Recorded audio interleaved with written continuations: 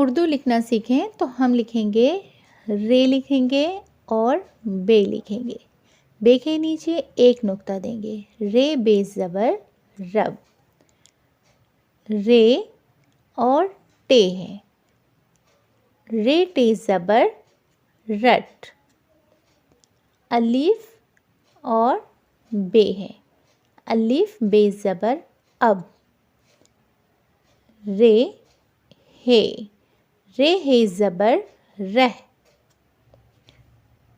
रे और छोटी सीन है। रे के ऊपर ज़बर देंगे। रे सीन ज़बर रस।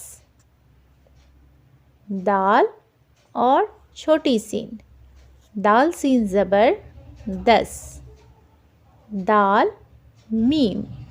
दाल के ऊपर ज़बर देंगे। दाल मीम ज़बर दम। ये डाल है और रे लिखेंगे। डाल रे ज़बर डर।